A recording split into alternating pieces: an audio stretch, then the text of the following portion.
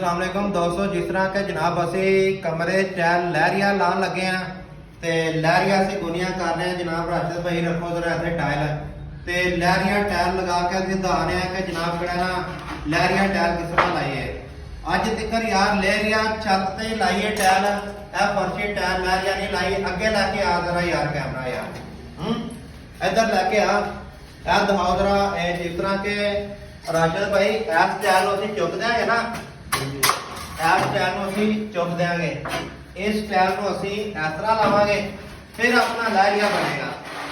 ए देखो, फिर अपना लहरिया बनेगा। और इतने असी पीस पावांगे, कट पीस ते इतने आ टैल पूरी आ जाएगी।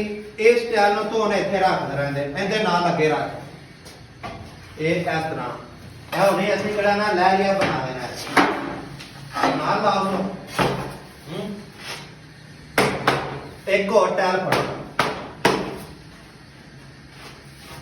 टैल फड़ो, एक टैल इतने रखते हैं।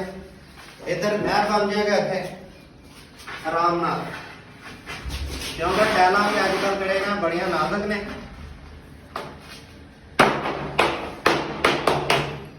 लो जी, इस तरह करके इतने पीस लहदा पै जाएगा और इहदे नाल इस तरह टैल चली जाएगी।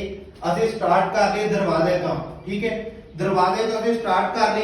इधर पीस पै जाएगा, इधर कटिंग इधर हो जाएगी। साडा इंटर हो गया नाल ही किहड़ा ना टैल कड़ी लहरिया, ठीक है, जबरदस्त है। लो जी जनाब किहड़ा ना तुसीं सानूं दसो कि असीं लहरिया ठीक गुनिया कीता या बस एवें उल्ट पुल्ट कर बैठे हैं।